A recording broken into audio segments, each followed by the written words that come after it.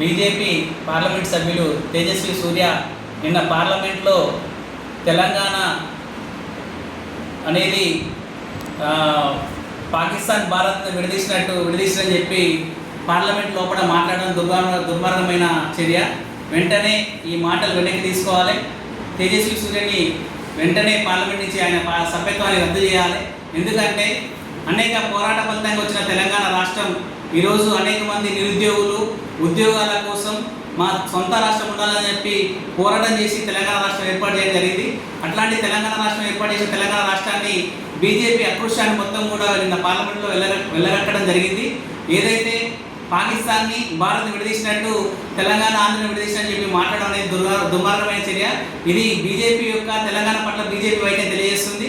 కావున తెలంగాణ ప్రజలంతా కూడా ఇది వెంటనే ఈ తెలంగాణ ప్రజలకు ఎంపీ గారు క్షమాపణ చెప్పాలి. పార్లమెంట్లో ఈ మాటలను కూడా రికార్డు నుంచి తొలగించాలి. వెంటనే పార్లమెంటు సభ్యత్వాన్ని రద్దు చేయాలని చెప్పి డివైఎఫ్ఐగా డిమాండ్ చేయడం జరుగుతుంది.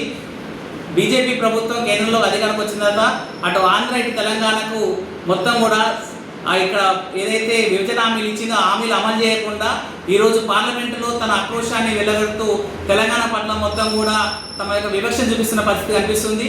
డీలిమిటేషన్ మీద మాట్లాడుతూ తెలంగాణ అనేది ఇది అన్యాయంగా విభజించాలని చెప్పేది కూడా బీజేపీ చెప్తుంది. కావున తేజస్వి సూర్య వెంటనే తెలంగాణ ప్రజలకు క్షమాపణ చెప్పాలని చెప్పి డివైఎఫ్ఐగా డిమాండ్ చేయడం జరుగుతుంది.